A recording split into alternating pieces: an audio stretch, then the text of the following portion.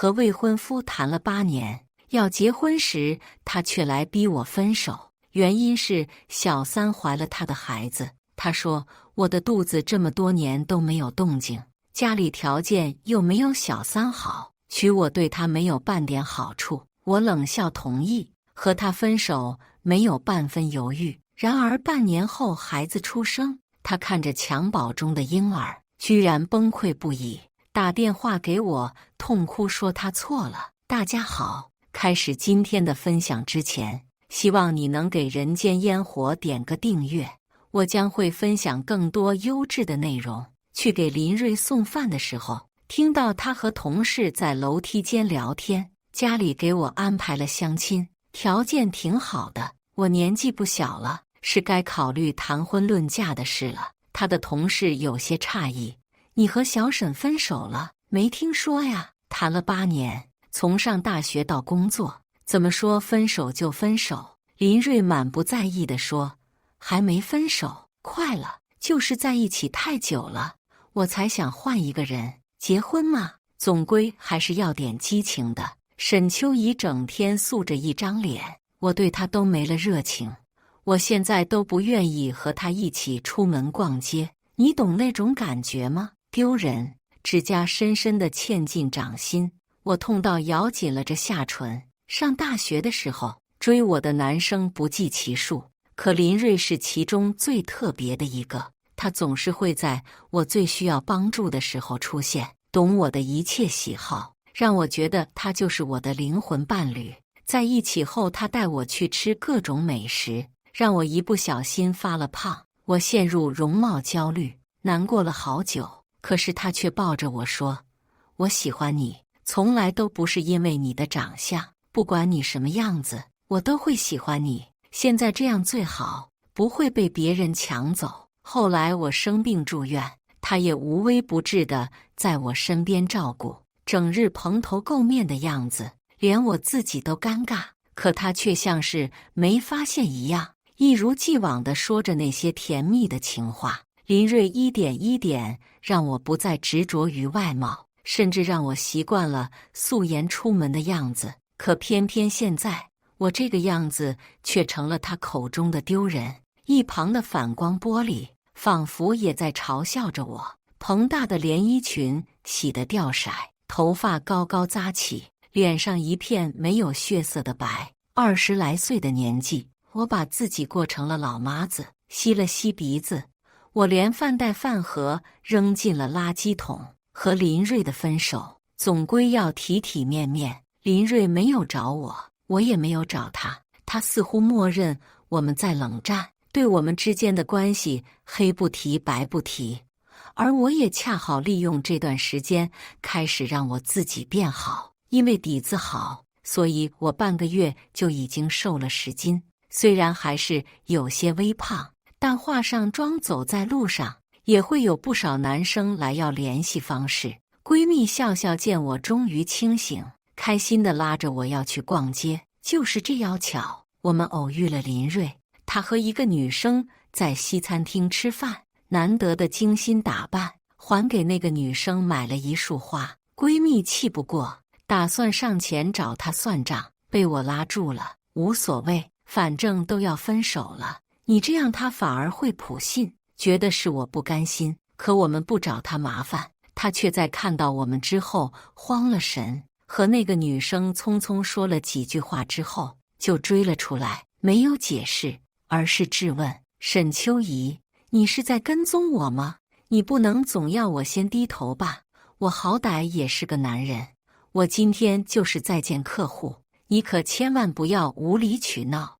我突然间有些恍惚，原来不知道从什么时候开始，我在他的心里已经成了对他死缠烂打的女人了。他甚至没有发现我瘦了，化了妆，眼神里的怒意和嫌弃让我有种窒息的难受。笑笑生气地开始回怼：你瞅你那个熊样，真别给男人丢脸了。追我们秋怡的男人都排着队等着，至于为了你这个窝囊废降低自己身价吗？他不屑地冷哼的了一声，连打量我的动作都未有，就好像我那副邋遢的样子已经深深地刻在他的心里。不用看，他也知道我就是那个样子。林瑞抬手看了一眼手表，丢下一句：“我可没空跟你们瞎耽误功夫。”转身头也不回地走了。笑笑气得肺都要炸了。秋姨，你这次一定要狠狠地打这个狗男人的脸。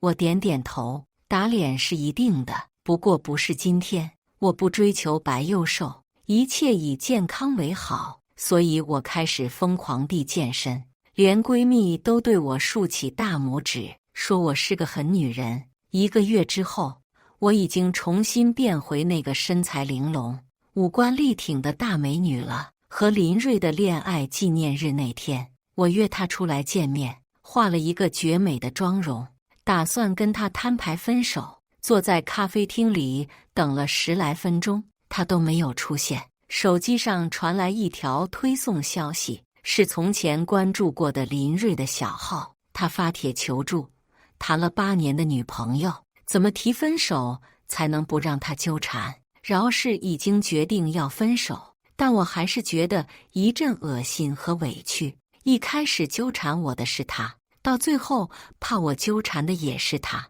8年的青春浪费在这么一个渣男的身上，我突然就替自己感到不值，眼眶红了一圈。我拎着包去厕所补妆，还没从厕所出来，就收到了林瑞的消息：“不是你约我来的，怎么还迟到？”站在厕所门口，看着他低头玩着手机，本来紧皱的眉头，不知道看到什么的时候，突然笑了出来。他双手飞快地敲着键盘，还顺带拍了一张咖啡馆的照片。不用猜也知道，他这是在给哪个女生报备。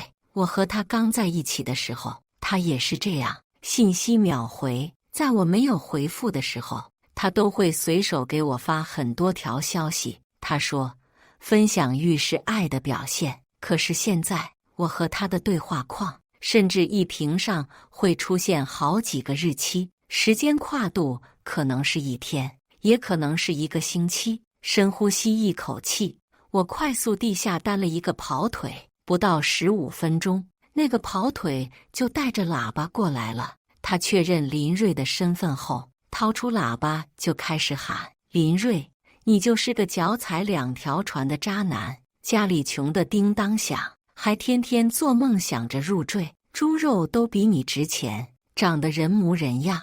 从来不干人事，长度不够，吃药来凑。就你这身体，捐精都会被刷下来。劝你余生行善积德，要不然也是早死的命。”林瑞还没反应过来，脸色气得通红。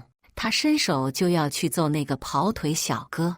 跑腿小哥直接拿着喇叭喊：“都看见了吧？是他先打我的！走走走，我们去派出所！”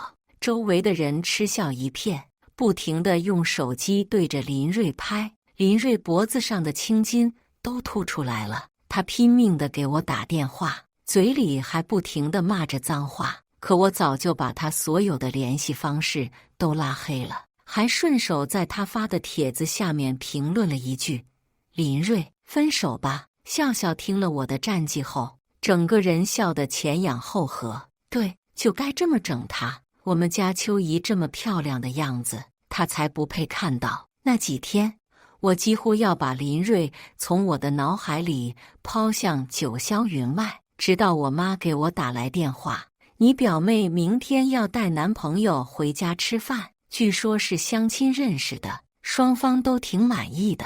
你明天必须把男朋友带着，千万不能让他们嘚瑟。”我妈咬牙切齿的样子让我一阵头疼。从小表妹一家就和我妈不对付，因为表妹的妈妈，也就是我的二姨，是外公的小老婆生的。从小二姨就一直跟我妈针锋相对，更是在我妈怀头胎，怀疑是个儿子的时候，故意导致我妈流产。我妈连捅死二姨的心都有。好在我争气，长得好看，又是名牌大学毕业，现在的工作也是上市公司高管，让我妈扬眉吐气许多年。但是刚跟林瑞分手，我到哪找个男朋友带回去？我硬着头皮跟我妈说：“妈，我跟林瑞分手了。没想到我妈一脸大快人心的样子。分手了？好好好，你早就该分手了。我早就跟你说，我瞧不上林瑞，你还总说什么他对你好。两个人谈恋爱，对你好是基础，明天你就不用管了，妈会给你准备好的。我惊得张大了嘴，还没开口问他准备好了什么，他就啪地挂断了电话。无论我怎么打回去或者发消息，他都不接。第二天一早，我拎着大包小包的东西开车回家。吃饭的地方在外公的老宅。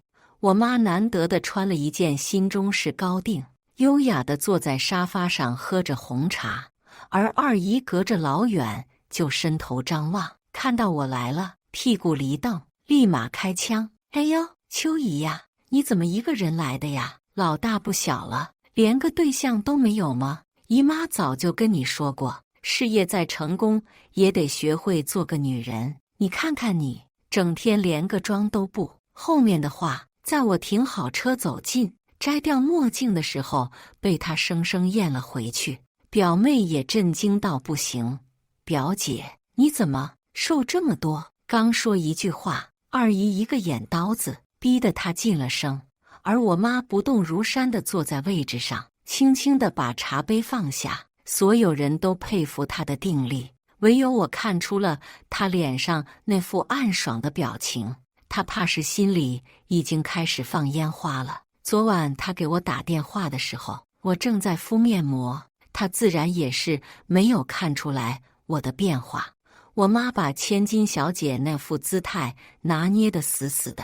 他淡淡的扫了一眼二姨：“爸从小就告诉你，遇事要稳，这么大人了，还是上不得台面。”我走到我妈身边，还在想着怎么哄我妈告诉我她到底给我准备了什么的时候，一个熟悉的声音从身后响起：“阿姨好，我是陈瑜的男朋友林瑞。”我和我妈同步回头，看到那张反胃的脸时，震惊到说不出话。我妈用眼神瞪着我：“搞什么？”我无奈地耸肩：“我也不知道啊。”林瑞一开始还没认出来我，直到他开始送礼物的时候，把东西递到我手上，脸上的表情才开始僵住了。“秋姨。”我冷笑了一声，没有接。表妹疑惑地问道：“亲爱的，你们认识吗？”我还在想着要不要戳破这一层关系，我妈直接把嘲讽 buff 拉满，还当你们找了个什么如意郎君，乘龙快婿，原来是我们家秋姨不要的货色。也是，从小陈瑜就喜欢学我们秋姨，连找男朋友都……所有人听到这话都傻了眼。我本以为表妹知道这里面的内情，总归会闹脾气，和林瑞算了。没想到他和他妈一样，是个不按常理出牌的犟种。他抬着下巴挽上林瑞的胳膊：“表姐，感情的事情讲究的是你情我愿。林瑞跟我说过，前女友总是对他死缠烂打，没想到那个舔狗前女友就是你呀。他跟你分手，你还想办法让他出丑报复他，都是成年人了，何必呢？我和林瑞就要订婚了，婚礼也会尽快举行，你会祝福我们的吧？到时候你可要来给我当伴娘哦。”看着他一副得意的样子，我突然觉得有些好笑，按住我妈准备对回去的动作。我学着我妈那股子风轻云淡的劲儿，从上到下扫了她一眼：“还是算了，我怕你到时候被衬托得太丑。你穿高跟鞋好像还比我矮5公分吧？哦，对了，我怕林瑞的朋友误会他终于娶到我了，我可丢不起那人。”林瑞垂在身侧的双手握成拳头，微微颤抖。他紧咬的后槽牙暴露出了他的难堪。表妹也气得胸口剧烈起伏。我还在想着他们后面还能有什么招数的时候，陈嘉许搀着外公从书房里走了出来。他含笑地看着我，我赶紧转头看向我妈。我妈那副做贼心虚的样子，瞬间让我明白，她就是我妈的准备。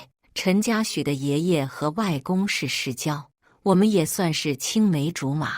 小时候玩过家家的游戏，表妹总是缠着他要给她当老婆，但是陈家许就像是被脏东西碰到一样，躲着她。你长得太丑了，我老婆只会是沈秋怡。直到她15岁那年，一声不响地出了国，我和陈家许就再也没有联系过了。一晃10几年不见，她蜕变得愈发成熟了。我甚至找不到一个合适的词去形容她带给我的惊艳。表妹的脸瞬间染上2抹红晕，她立马放下挽着林瑞的手，小走2步靠近陈家许。家许哥，你什么时候回国的？怎么没跟我说呀？我妈看他那便宜样，没好气地翻了他一个白眼。谁知道陈家许压根没有搭理他，直接走到我身边，半蹲下身子拉住我的手。宝贝，对不起，你就别生我气了。他一边说，还一边从口袋里掏出了一个锦盒，里面安静地躺着一只翡翠镯子。我还没从震惊中缓过神来，那镯子已经被戴到了我的手腕上。我挤眉弄眼地问他，这是什么情况？他朝我眨眨眼，含笑的不说话。倒是外公哈哈大笑了几声，然后开了口：好了，秋怡，你就别跟家许闹脾气了，小两口有什么事说开就好了。我看家许这次挺有诚意的，他一大早就来陪我下棋了。我还不知道这臭小子陪我下棋是假，让我帮他说说好话是真。外公的话让我更加凌乱了。小两口有诚意，这都哪跟哪呀？我妈老神在在轻咳了一声，起身走到外公身边搀扶住他。时间差不多了，有什么话吃过饭再说吧。见我妈和外公离开，二姨也紧跟了上去。客厅里就只剩下我、陈家许、表妹还有林瑞。陈家许牵住我的手，刚准备走，表妹沉不住气了，她张开胳膊成大字状拦在我们面前。沈秋怡，你要不要脸？到处勾引男人就算了，怎么连家许哥你都骗？我还没开口，陈家许先生气了，他有些嫌弃地看向他，你谁呀？凭什么这么说我女朋友？表妹这才意识到陈家许根本没认出来他是谁，又或者说根本不在乎他是谁。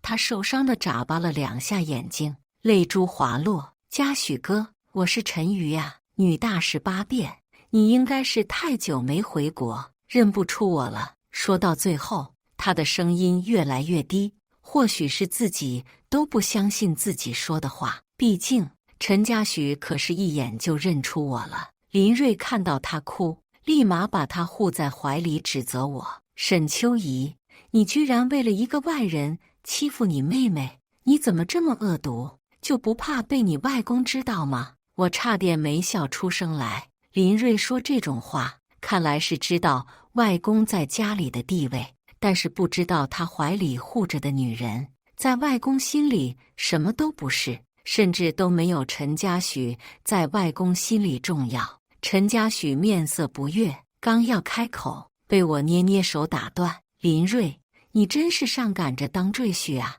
自己女朋友摆明了心里有别的男人，你还能这么维护她，真是让我佩服。我一边说，还一边故意晃了2下手腕上的手镯。陈瑜呀，不是姐姐说你，就算找不到男人，也不能随便就找一个充数。毕竟沈家家大业大，你以后的孩子可是要姓沈的，这基因啊，得在源头上好好琢磨。沈晨瑜被我气得跺了跺脚，尖叫了一声，甩开林瑞就跑。林瑞追上去前，深深地看了我一眼。陈家许顺势搂住了我的腰，走吧，宝贝，外公他们该等急了。一顿饭吃得冰火2重天。陈家许坐在我旁边，热络地给我夹菜，还都是我爱吃的。我挑眉看他，低声询问：你怎么知道我爱吃这个？他轻轻地笑着不说话。外公慈爱地看着我们，打你们小时候，我就看出来嘉许对你心思不一般。不过秋姨呀，你还是得好好考察一下嘉许，可别随随便便就被他骗到手。说着，还有意无意地看向沈晨瑜。可这娘俩是个没脑子的，还以为外公对他们上心，立马开始把脸色铁青的林瑞往前推。没等外公发问，就到豆子一样的把林瑞介绍的天花乱坠，什么名牌大学毕业，现在在知名的独角兽公司当运营总监，家里是独生子女，父母都有养老保险，就差没把林瑞的基因报告拿出来说，屁股大，好生养。我和陈嘉许安静地坐着，极力地憋住笑。我妈看着林瑞那青红交加的脸色，倒是有些神清气爽。说起来，小林这个条件虽然是差了点，但是配陈瑜倒是也够了。二姨听到这话，气得直拍桌子。外公眼神里带着寒意，冷冷地看向他，这才让他规矩地坐好。沈晨瑜气焰微弱地开口：“外公，你有什么要提点林瑞的吗？”外公不慌不忙地喝了小半碗汤羹才开口：“你的婚事你自己决定就行了，不用闹到我面前来。”这话一出，和刚才外公对我的宠溺相比，谁真正被外公放在心上，不言而喻。沈晨瑜自然也是听出来了，他撇了撇嘴，赌气地说：“既然外公不在乎，那我和林瑞下个星期就订婚。”他和二姨都期待着外公接下来的话，可外公只是淡淡的说了一句：“找个酒店办就行，就不要在沈宅了。”这就等于告诉他们，婚礼外公是不会参加的。林瑞不知道发生了什么，只能局促地给沈晨瑜夹着吃的。沈晨瑜正在气头上，直接把那东西推开：“你自己吃行不行？我根本不爱吃这个。”他确实不爱吃，因为那是我爱吃的。从小到大，只要是我喜欢的东西，沈晨瑜都不喜欢。林瑞被挂了脸，有些下不来台。二姨只好打着圆场，用别的话题把这件事接了过去。家宴结束，我妈交代陈嘉许安全地把我送到家，二姨也有样学样地交代着林瑞，被我妈狠狠地剜了一眼。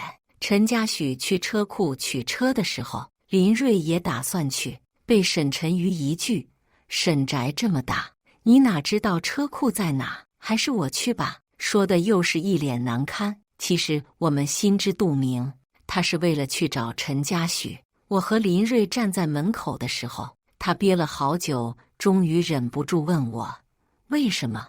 你从来都没跟我说过。”我冷笑一声，看都不看他。说什么？说我是有钱人家的孩子，你有机会当赘婿，还是说分手后我才发现自己有多眼瞎，白瞎了8年在你身上？又或者是早就该带你来沈宅，让你知道你根本就配不上我？林瑞被我噎得说不出话，他的声音里染着浓浓的委屈的哽咽，可听在我耳朵里倒像是装的。秋姨，我爱了你这么多年，可我爸妈一心觉得我应该找个更好的，才给我介绍的陈瑜。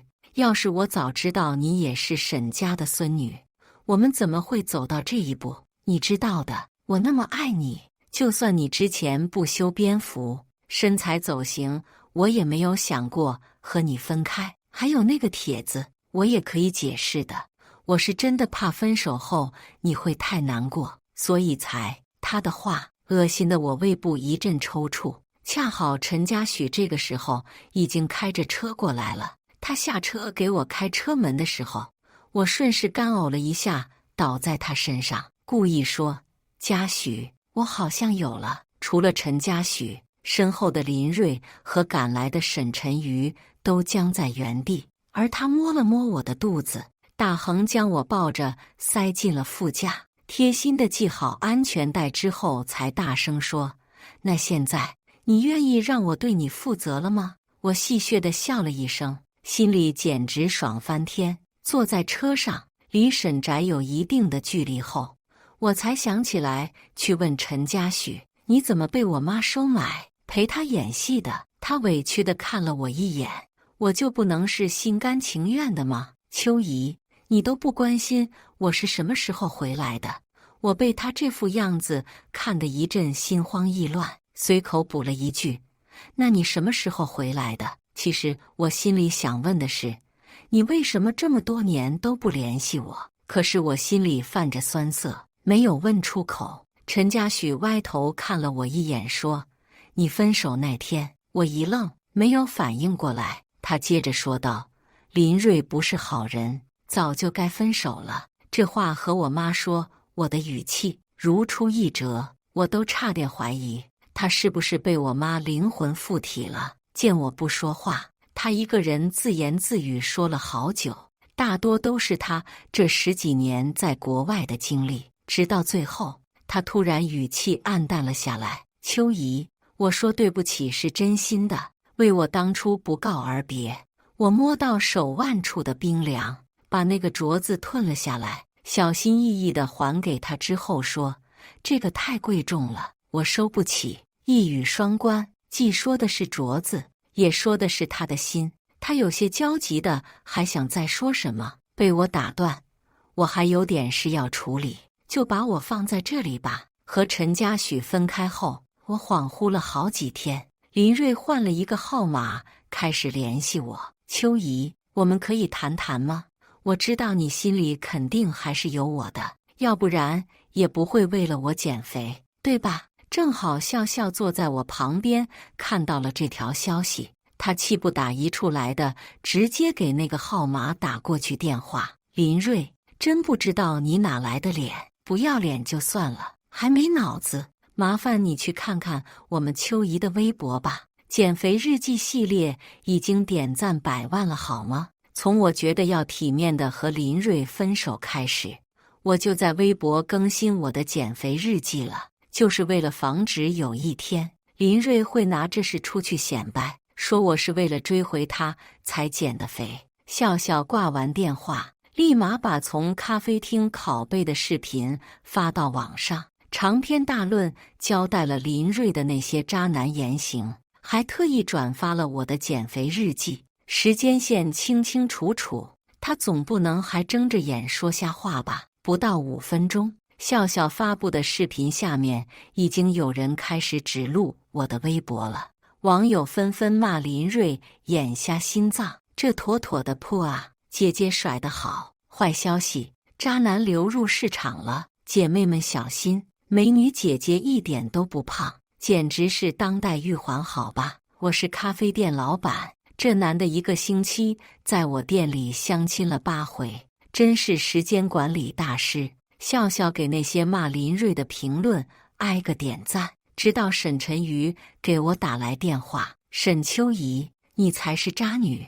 一边吊着嘉许哥，一边还惦记着我未婚夫，你不就是想让他回到你身边吗？我告诉你，别做梦了，我们马上就要订婚了。”我连话都插不进去一句，就被他挂了电话。笑笑瞪大着眼睛看我：“你这表妹是不是有病？”没过几天，我妈生气地带着我去了婚纱店，我站在门口不想进去，拖着我妈打算离开。就在这个时候，婚纱店的门从里面被推开，沈晨瑜一脸得意地看向我：“表姐，你是来试伴娘服的吗？我都让我妈跟大姨说了，伴娘服我会寄给你的。”看来他这是打算霸王硬上弓了。而他身后的林瑞直勾勾地看着我，挪不开眼。一想到这2人凑在一起，我就一身恶寒，皱着眉刚准备拉走我妈，他抢先开口：“不好意思，我们家秋姨也是来试婚纱的。”我再次被我妈的操作震惊到了，本着再怎么样也不能让我妈在人前跌份的心态，我还是硬着头皮跟她进去了。刚一进门，工作人员就开始围着我不停地夸赞：“小姐，你是明星吧？这长相这身材也太好了吧！”沈晨瑜阴阳怪气地开口：“表姐，你又不结婚，是什么婚纱呀？该不会是看我和你前男友结婚，眼红了吧？他这一句话给全场都干沉默了。沈晨瑜是当真不知道丢人两个人字怎么写吗？反而林瑞倒是一脸受用的样子，像是很乐意别人把我跟他扯到一起。我还在思索拉那个垫背的给我当冒牌老公的时候，陈家许捧着一束花推开门进来了。抱歉，秋姨，我来晚了。他像变魔法一样掏出一个焖烧杯递给我妈。伯母，这是我给您带的宴哦，是婚纱太累了，您就坐在旁边休息，吃点宴哦。说完把花递给我之后，又掏出来一个绒布盒子。宝贝，我来晚了是去给你取这个了。盒子打开，里面是一条璀璨的红宝石项链。我妈说了，结婚不能没有红宝石压场。那串红宝石项链在灯光下泛着夺目的光，让人大气都不敢喘。这得多贵呀！陈家许可真是下了血本。沈晨瑜生气地瞪了林瑞一眼，他白着脸掏出手机，我让我妈现在去买了送过来。林瑞不说话还好，这话一所反遭所有人的嗤笑。沈晨瑜羞愤地赶紧朝他吼道：买什么买？就你们家那条件能买得起什么？我没心思再去理会他们俩。看了我妈一眼，真是吗？走吧。陈家许小声地俯身在我耳边说：你看看他俩那样子，不是的话还不知道怎么编排你呢。我倒是无所谓别人怎么说我，但是想到我妈可能会在二姨那受气，还是耐着性子去还了婚纱。我挑了一件粉色的拖尾婚纱，刚脱掉自己的衣服准备试的时候，工作人员说那件衣服尺码可能太大了，帮我换一件别的款式，然后拿来一件白色的鱼尾绸缎款。不知道为什么，我看着这件衣服总是有点奇怪的感觉。换好衣服出去的时候，全场都惊艳了，就连沈晨瑜都张着嘴没有说话。贴合身形的剪裁将我的身材展现得凹凸有致，绸缎的材质也衬得我的皮肤水灵灵的。但当我看到林瑞的时候，脸瞬间就黑了下来。我身上这件婚纱明显和他的西装是一套。我转身进了试衣区，陈家许看出来我不对劲，赶紧追了过来。怎么了？我摇摇头，重新挑了一件婚纱，还给陈家许挑了一套西装，换好在这里等我，一起出去。他开心地点点头。等我换好婚纱出来的时候，他已经等了有一会了。秋姨，我怎么有种你真的要嫁给我了的感觉？我心跳漏了一拍，但是却没有接他的话茬，轻轻地挽上他的手臂后走了出去。我妈看到我们走出来，突然从沙发上站了起来，甚至眼睛也有些湿润了。沈晨瑜看着我和陈家许，憋了一脸的难堪，皱眉想着该怎么对我。还没等他想明白，林瑞就黑着一张脸出去了。他眸子一沉，追了出去。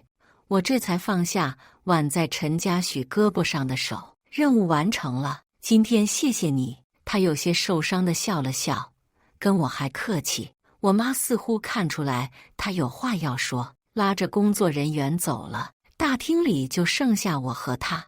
我刚要离开去把婚纱换掉，他开了口：秋姨，为什么就不能考虑考虑我呢？我背对着他愣了好一会儿，才转过身。我不是不考虑你，我是不考虑任何人。我刚从一段失败的感情里走出来，没办法这么快地接受一段新的感情。不是在吊着你，你完全可以放弃我去追人。现在沈秋怡不想爱任何人，只想爱自己，没有给他说话的机会。我转头去换掉了婚纱。我妈应该时候躲在角落里偷听到了我的话，难得的没有问我，而是一个劲地叮嘱我该吃吃该喝喝，有事别往心里搁。我懂事地点点头，哄长辈嘛，我最有一套了。1个星期以后，沈晨瑜和林瑞订婚了。我和笑笑看着沈晨瑜官宣的微博，忍不住的咂嘴。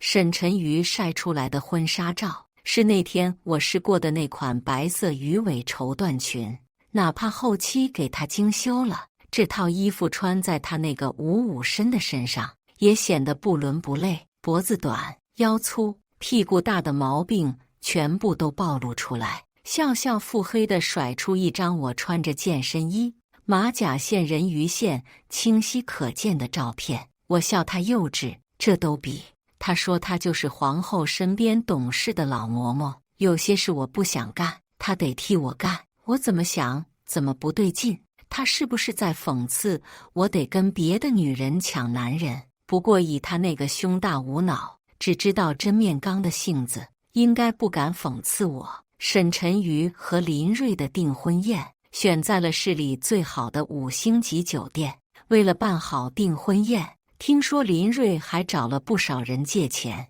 我没打算凑这个热闹，但我妈不乐意。她听说二姨要给沈家的亲朋好友，还有沈氏的合作方都发邀请函的时候，硬是在沈宅给我办了一场选婿宴。所以二姨发出去的所有请帖都被拒了。我黑着脸发现我妈把我骗回老宅的时候，掉头就准备走。她心虚地拉着外公出来逼我就范。秋姨，你就当交朋友，以后爷爷的生意都是要交给你的，认识人也不是什么坏事。我只好叹息一声，留在了现场。外公走后，我妈得意地凑到我身边，给我看手机，屏幕里赫然是那边订婚宴的直播。我当真是佩服我妈的这些能耐，不搞情报工作真是可惜了。沈晨瑜的订婚宴人少得可怜，只有林睿那边的亲友到了场。沈晨瑜和二姨黑着一张脸站在台上，而林睿则坐在一旁喝着闷酒。我百无聊赖地打发着那些想过来邀请我跳舞的公子哥，直到陈家许过来找我。我爷爷可是也来了，给我点面子。陈家许知道我心软，惯会使用这些小伎俩，我无奈只好把手伸到了他的掌心。他牵着我走到宴会厅中，随着音乐优雅地起舞。秋姨，前几天是我不好，是我太着急了。如果我觉得你理所应当跟我在一起的话，那我和林睿也没什么区别。我不会再要求你给我个机会，而是会努力表现，让你看到我值得这个机会。他一番话说得我心砰砰直跳，但理智告诉我，这还达不到心动的标准。一曲毕，场中响起掌声。我回到场边的时候，发现我妈不见了。疑惑地去找他的时候，看到他竟然在门口数落林睿。保安贴心地告诉我，小姐，这个不要脸的家伙喝多了，居然敢跑到沈宅来，连个身份都没有，家伙真的不识相。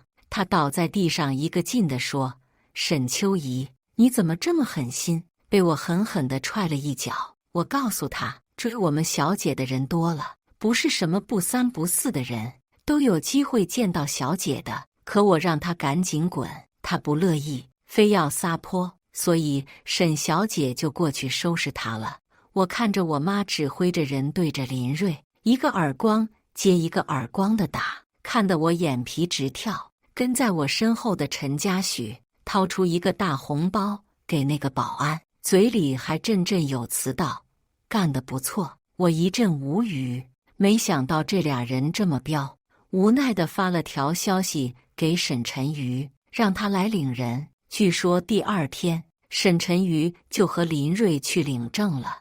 我被我妈一阵夺命连环call喊回家，正疑惑这老太太又怎么了的时候，她一脸坏笑地告诉我，你猜为什么沈晨瑜非要跟林睿结婚？我挑了挑眉，示意我妈接着说，因为沈晨瑜怀孕了，不知道孩子是谁的，正好林睿对他有想法，他就让林睿接盘了。关键他一定要把这个孩子生下来的原因，是因为听到你外公说，等孙女怀了孕，就把沈宅过户给孙女，真是笑掉大牙。你外公说的孙女是她吗？不知道几斤几两。我拦住我妈手舞足蹈的样子问她，这是你怎么知道的？她突然笑得嘴都裂开了。前2天，沈晨瑜小产孩子没保住，那个孩子皮肤是黑的，林瑞一家气得要死，在医院和你二姨干起来了。我的嘴巴正经到能塞下去俩鸡蛋，难怪他这几天一直打电话来骚扰我，求我原谅。真是恶人自有恶人磨。以上就是今天分享的故事，大家有什么想说的、想吐槽的，欢迎在下方评论交流。也更希望能给人间烟火点个订阅，我将会分享更多优质的故事内容。